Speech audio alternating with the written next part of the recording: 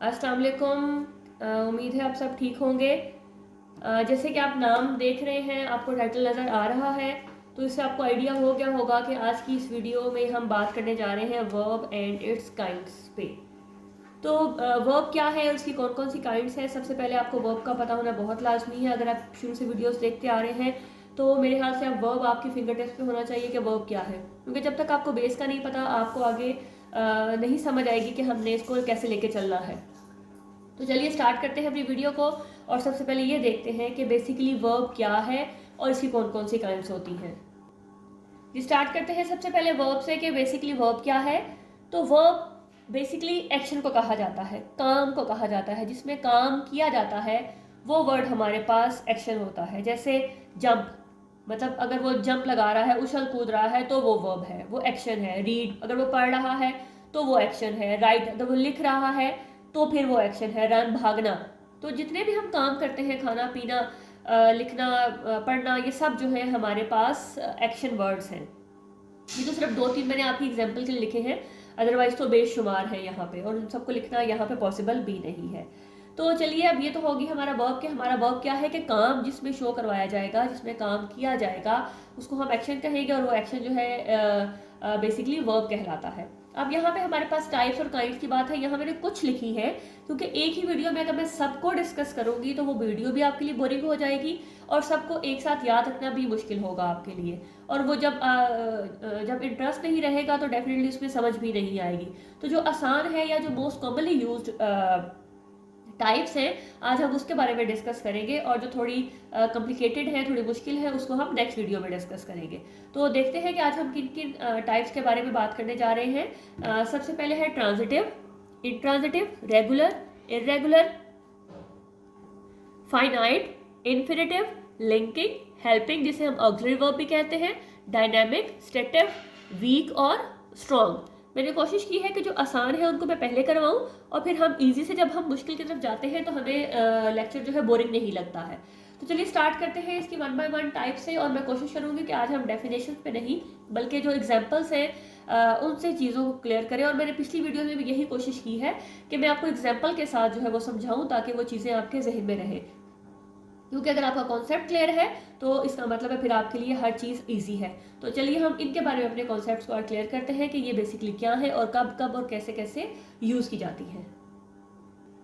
कि सबसे पहले हम बात करते हैं ट्रांजिटिव एंड इनट्रांजिटिव वर्ब कि ट्रांजिटिव क्या है और इनट्रांजिटिव क्या है। दोनों को मैंने इकट्ठा ही लिख दिया है, अगर एक की समझ आ जाएगी दूसरा ऑटोमेटिकली आपकी समझ में आ जाएगा। इसलिए ये जो टॉपिक है ये आपको बोरिंग नहीं लगेगा, और जल्दी हमारा ये खत्म हो जाएगा।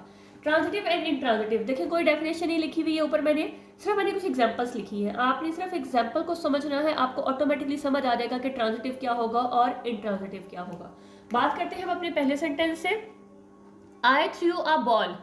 अब ये तो आपको पता है कि आई आपका सब्जेक्ट है, थ्रू आपका वर्ब है, और अ बॉल आपका ऑब्जेक्ट है।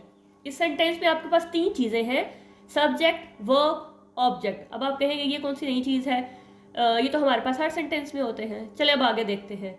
She ate a sandwich, subject, verb और ये आपका object. He wrote a letter, subject, verb and आपका object. She slept, she subject और ये आपका वर्ब। अब इसमें ऑब्जेक्ट मिसिंग है, आपके पास ऑब्जेक्ट नहीं है।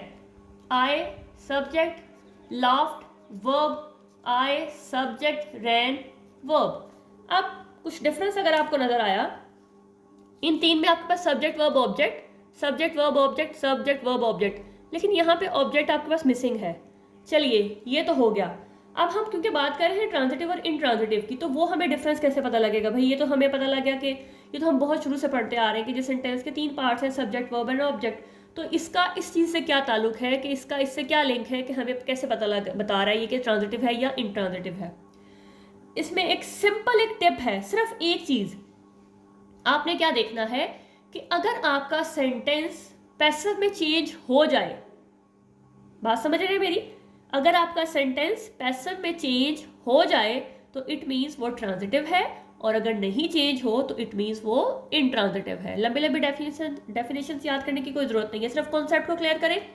देखिए अगर आई थ्रू अ बॉल, इसको मैं पैसिव में चेंज करती हूँ, a ball was thrown by me, she ate the sandwich, ये आपका subject sorry object, the sandwich was eaten by her, he wrote a letter was written by him. ये तीनों sentence मेरे पैसिव में change हो गए। शी स्लेप्ट, अब इसको मैं ऑब्जेक्ट के बगैर कैसे चेंज करूँ पैसिव वॉइस में, इसका मतलब है ये नहीं हो सकेगा। आई लॉफ्ट, ऑब्जेक्ट नहीं है तो ऑब्जेक्ट के बगैर मैं इसको कैसे चेंज करूँ। आई रैन, अब ये रैन के पास भी ऑब्जेक्ट नहीं है तो ये पैसिव में चेंज नहीं हो रहा। नेक्स्ट देखते हैं, the chef is preparing a special menu, the chef is preparing a special menu, a special menu is being prepared by the chef. The artist is creating a painting. A painting is being created by the artist. I kicked the ball. The ball was kicked by me. She sang a song. A song was sung by her. She sneezed. तो sneezed तो already verb है, तो object के बगैर तो मेरा जो passive है वो स्टार्ट ही नहीं हो सकता। द फ्लावर ब्लूम, ये भी मेरा ऑब्जेक्ट के बगैर चेंज नहीं हो सकता। तो बात समझ आ गई होगी आपको कि वो सेंटेंसेस जो पैसिव में चेंज हो जाएंगे दे आर कॉल्ड ट्रांजिटिव, और वो जो पैसिव में चेंज नहीं होंगे वो आपके पास होंगे इंट्रांजिटिव। क्लियर? बहुत इजी डिफरेंस है कि वो जो आपके पास पैसिव में चेंज हो जाएं वो ट्रांजिटिव, जो ना चेंज हो वो इंट्रांजिटिव। जैसे यहाँ पे मैंने एक और डिफरेंस आपके लिए लिखा है, आई रैन द रेस। देखें आई रैन, अगर मैं इसको पैसिव में चेंज करूँ तो ये नहीं होगा। I ran the race was run by me, ये पैसिव में चेंज हो गया।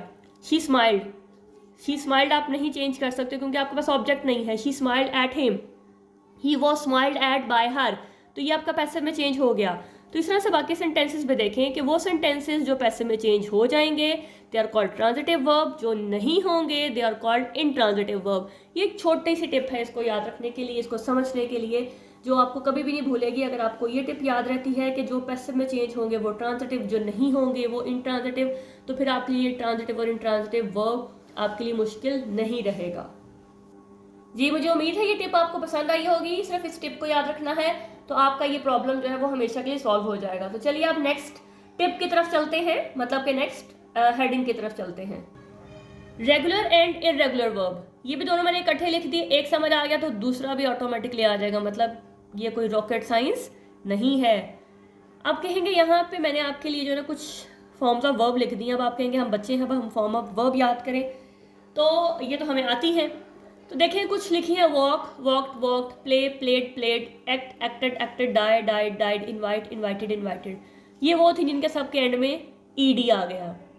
Go went gone, do did done, take took taken, catch caught caught, begin began begun, fly flew flown, buy bought bought. अब कहेंगे जी इससे हम कैसे इसको याद रखें। इसको याद रखने की टिप क्या है, रेगुलर एंड इररेगुलर। रेगुलर आप जैसे डेली बेस पे किचन में मामा काम करती हैं, डेली बेस पे आपके लिए खाना बनाती हैं, तो that is called simple recipe. जो डेली बेस पे जो काम किया जाता है किचन में, या सिंपली आप जो बना रहे हैं एक डेली रूटीन में, वो आप बोलोगे सिंपल रेसिपी। लेकिन कुछ चीज़ें ऐसी हैं जो आप स्पेशल बनाते हैं। जब स्पेशल बनाते हैं तो उसके लिए आपको यूनिक इंग्रेडिएंट चाहिए होते हैं, और उसको आपको उसके लिए स्टेप्स याद रखने पड़ते हैं कि अच्छा पहले ये स्टेप है, फिर ये है, फिर ये है। ऐसा नहीं है कि आप उन सारे स्टेप्स को मिक्स कर दो और एक चीज़ बन जाए। जब आपने कुछ स्पेशल रेसिपी बनानी है तो definitely you have to follow the special और यूनिक इंग्रेडिएंट एंड स्टेप्स। अगर सादे चावल बनाने हैं तो आपने सिंपल पानी लिया, चावलों को बॉईल किया तो चावल पक गए। लेकिन अगर आपने बिरयानी बनानी है तो वो आपके पास एक स्पेशल रेसिपी है, वहाँ पे आपने उसके स्टेप्स को याद रखना है। उसमें आपके पास अगर स्टेप्स को फॉलो करोगे तो ही आपके पास वो रेसिपी तैयार होगी।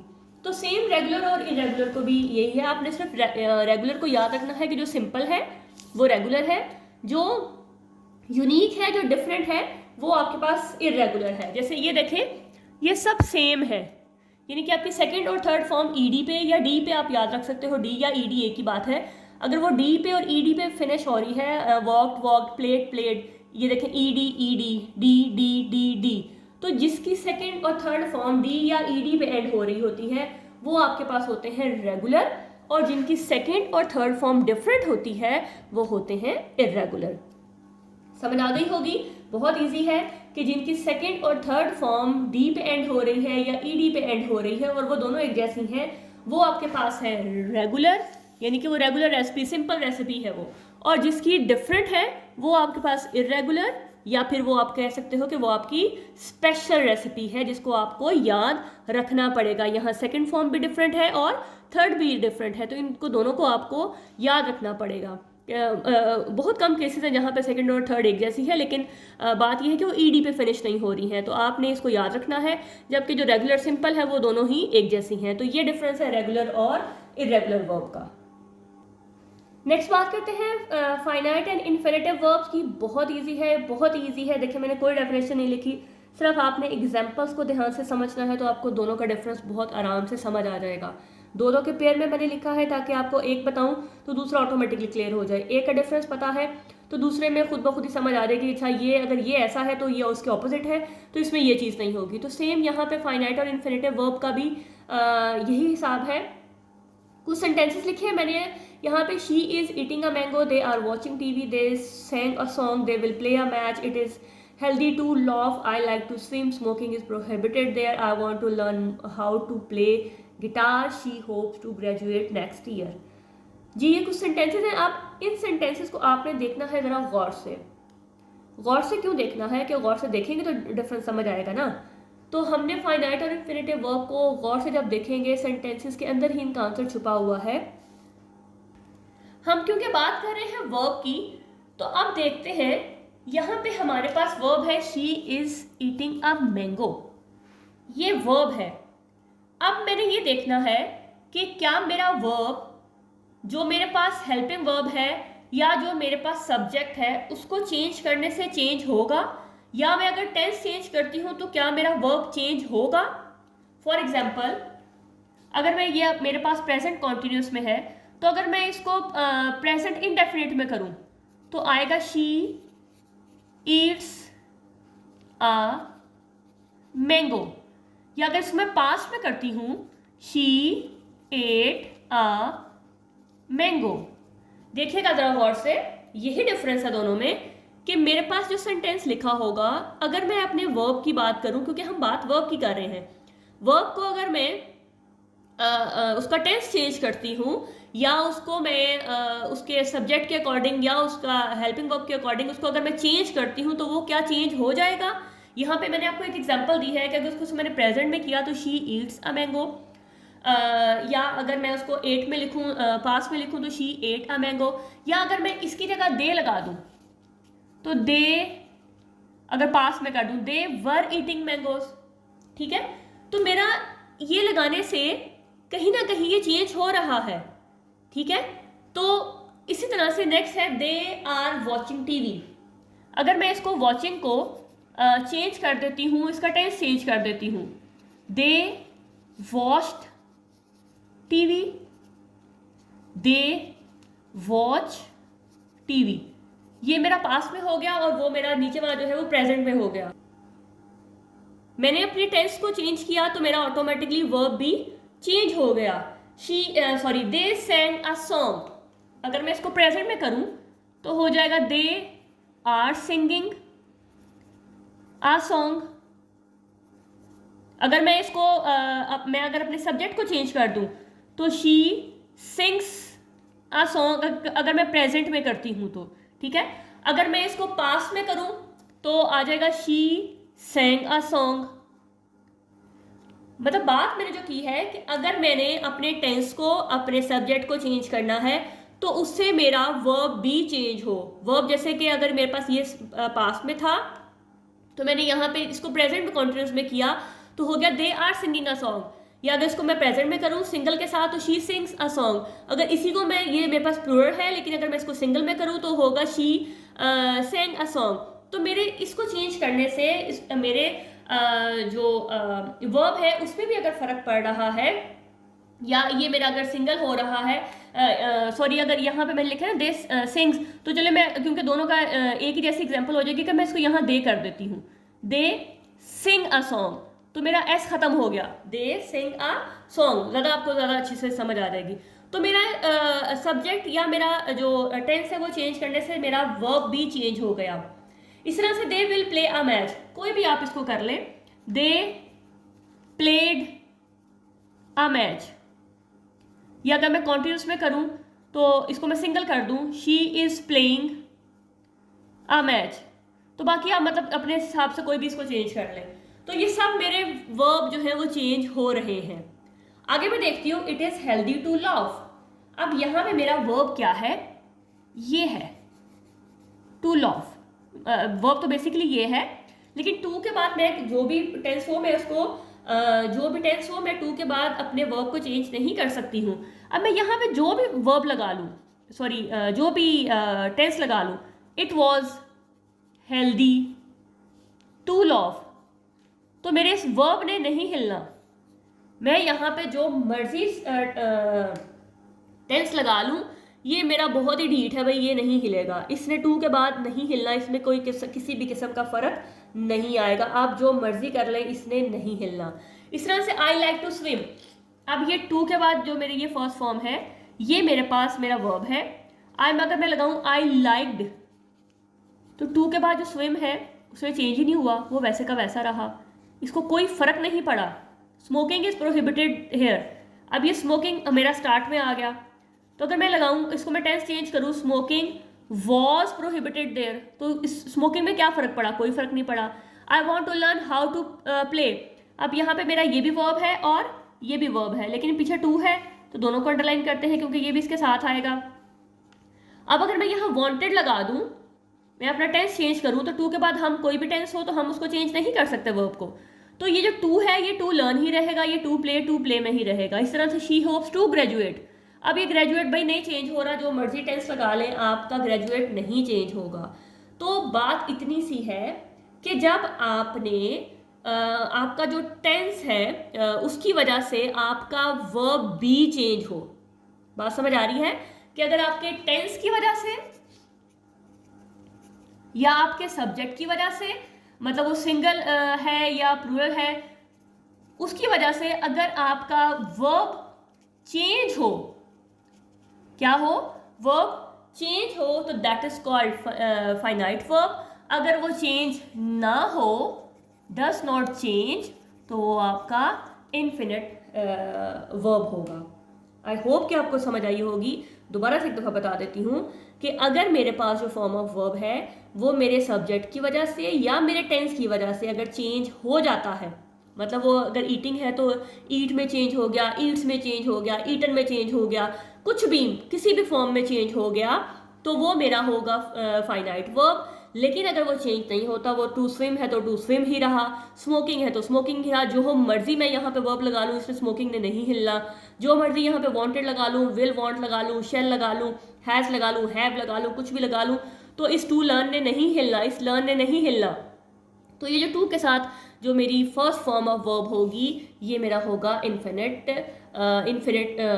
वर्ब।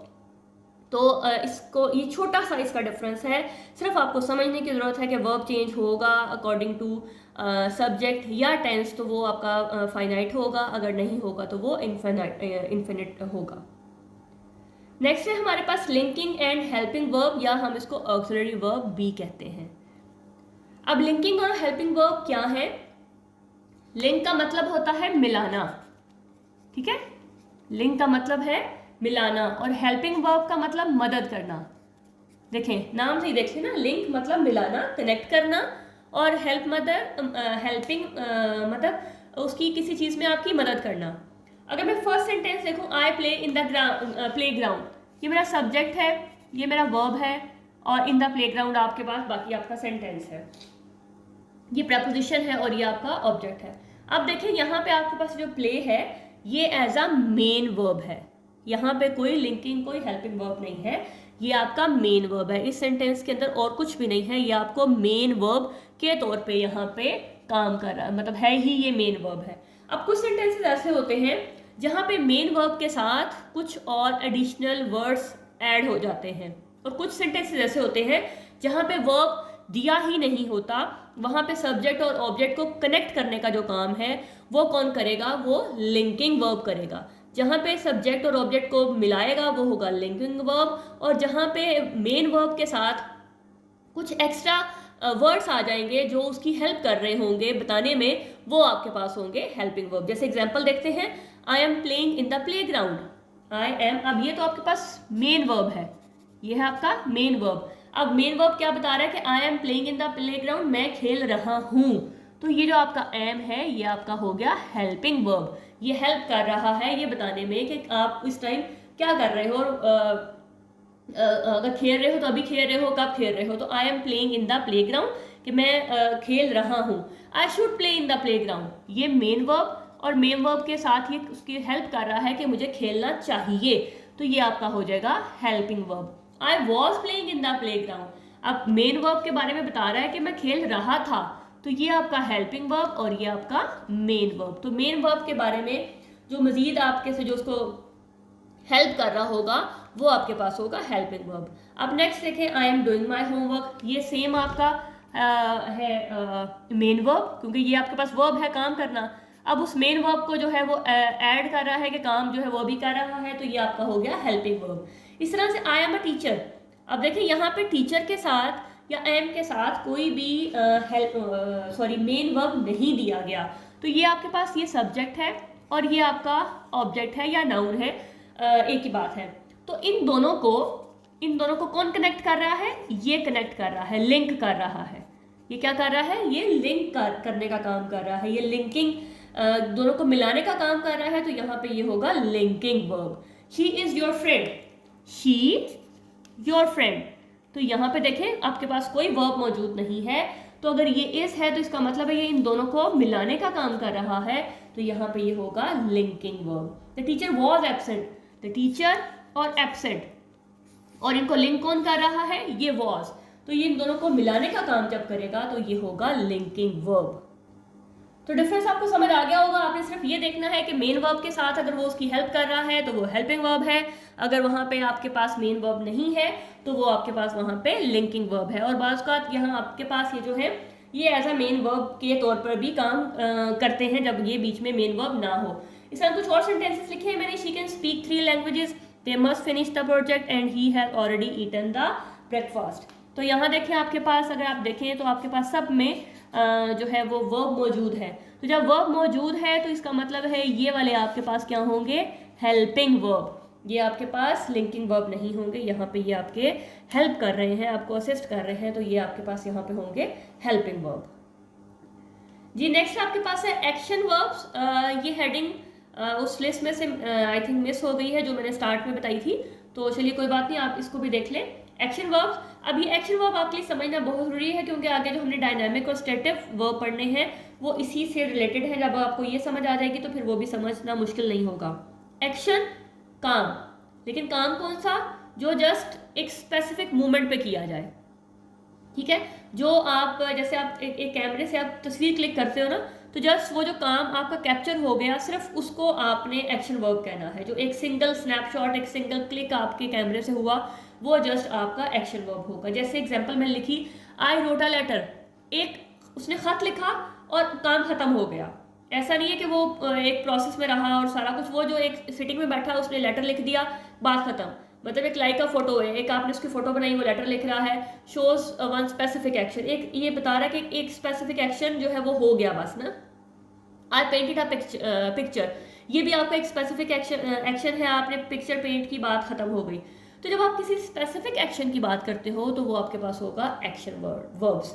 जैसे यहाँ पे कुछ मैंने लिख दिए हैं, run, right, read, speak, build, think, तो ये आपके पास होंगे कुछ स्पेसिफिक, ये कुछ लिखे हैं सारे नहीं हैं, कि जो आपने सिर्फ गौर करना है कि अगर आपको सेंटेंस में कुछ ऐसी चीज़ नज़र आ रही है कि जो सिर्फ स्पेसिफिक टाइम के लिए हो रही है, एक ख़ास टाइम के लिए हो रही है, वो कॉन्टिन्यूस नहीं है, वो ख़त्म नहीं हो रही है, एक प्रॉपर टाइम पे बस हुई और ख़त्म हो गई, तो वो आपके पास होगा एक्शन वर्ब। जैसे मैंने रन लिखा, physical action of moving quickly, कि बस एक जगह से दूसरी जगह भाग के चला गया, बात खत्म हो गई। Right, physical action of creating written words, बस उसने कुछ लफ्ज़ लिखे, जैसे लेटर लिख दिया तो बात खत्म हो गई। तो इसी तरह से वो चीज़ें, वो एक्शन, वो वर्ब्स जो जस्ट एक स्पेसिफिक टाइम पीरियड के लिए किए जाएं और फिर बाद में उसकी बात खत्म हो जाए, तो वो आपके पास होंगे एक्शन वर्ब्स। ये समझना ज़रूरी है क्योंकि आगे दोनों भी आपको तब समझ आएंगे जब आपको ये क्लियर होगा कि आपने एक्शन वर्ब को आपने एक सिंगल क्लिक कह लें, आपके जो कैमरे से आपने क्लिक लिया, जो एक मूवमेंट आपका कैच हो गया, जस्ट वो आप कहेंगे कि वो आपका एक्शन वर्ब है।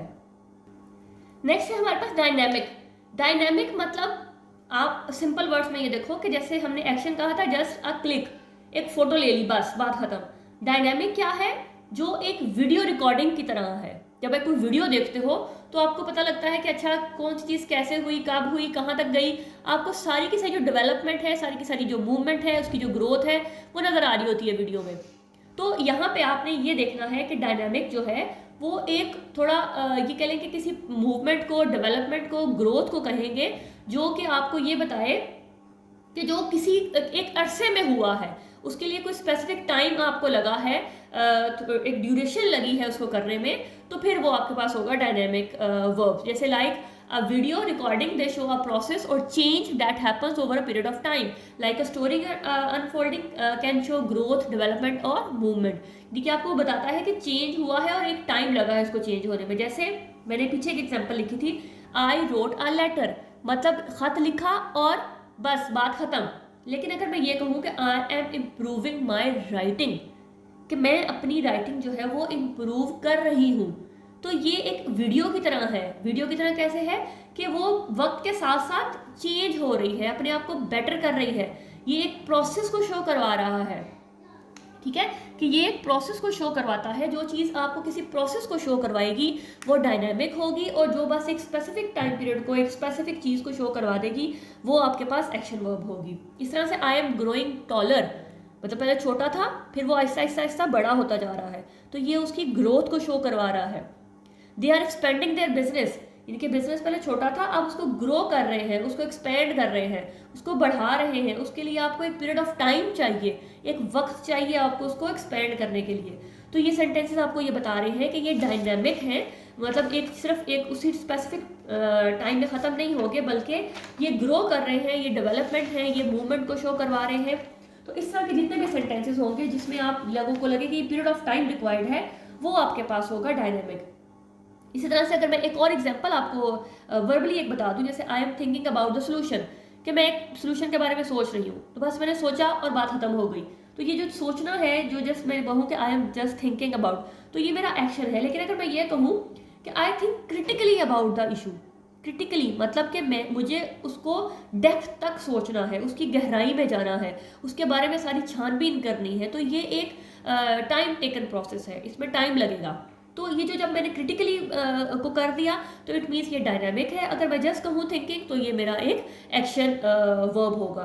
तो आई होप कि आपको समझ आ रहा होगा कि ये इन दोनों में क्या डिफरेंस है, कि एक जस्ट एक स्पेसिफिक टाइम को शो करता है और एक पीरियड ऑफ टाइम को शो करता है, कि जिसके लिए आपको एक लंबा अरसा दरकार होता है। इस तरह से अगर ये वर्ड हो, improve, develop, grow, shift, transfer, strengthen, flourish, इस तरह के अगर वर्ड्स हों तो ये सारे के सारे जो है वो डायनामिक वर्ब्स में आएंगे। नेक्स्ट है आपका स्टेटिव वर्ब्स। अब है तो ये वर्ब्स, लेकिन ये उन दोनों के ऑपोजिट हैं। ये जस्ट आप ये कह लो कि tells about the state of mind, आप थॉट्स, फीलिंग को शो करवाते हैं। ये किसी सिचुएशन के बारे में बताते हैं, ये एक्शन को डिस्क्राइब नहीं करेंगे। ठीक है, ये जस्ट आपको उस पर्सन का रोल बताएंगे, या उसकी ऑक्यूपेशन बताएंगे, या उसकी फीलिंग बताएंगे, उसकी थॉट बताएंगे, उसके माइंड में क्या चल रहा है, सिर्फ उसकी बात करेंगे। जैसे शी प्रेफर स्ट्रॉबेरी जैम, उसकी सिर्फ स्टेट ऑफ माइंड बताई जा रही है कि वो क्या पसंद करती है। आई एम अ डॉक्टर, ये जस्ट एक ऑक्यूपेशन बताई जा रही है, एक स्टेटमेंट बताई जा रही है, सिर्फ उसके बारे में आपको ये कह लो कि एक सिचुएशन बताई जा रही है, अदरवाइज इसमें कोई काम नहीं हो रहा। The cupboard requires a new coat of paint, बताया सिर्फ उसकी स्टेट ऑफ माइंड बताया जा रहा है कि अच्छा ये जो कबर्ड है इसको एक पेंट की जरूरत है, लेकिन इसमें एक्शन हो नहीं रहा। He is a musician, I have a headache, I am happy, he is afraid of height, I love reading books. तो यहाँ पे आप ये कह लो कि जो उसकी थॉट्स हैं, जो उसकी स्टेट ऑफ माइंड है, उसकी जो फीलिंग्स हैं, सिचुएशन है, जो उसके एक्शन को तो ऑलमोस्ट डिस्क्राइब ना कर रही हूँ, लेकिन ये बता रही हूँ कि उसका रोल क्या है, उसका ऑक्यूपेशन क्या है, इन सब चीज़ों को जब वो डिस्क्राइब करेगा तो वो आपके पास होगा स्टेटिव वर्ब। ठीक है, ये डायनामिक और एक्शन से थोड़ा सा हटके है कि जैसे ये बताता है आपके स्टेट ऑफ माइंड को, आपकी थॉट्स को, आपकी फीलिंग्स को, तो जब इस तरह से शो करवाया जा रहा होगा तो वो होगा आपका स्टेटिव वर्ब।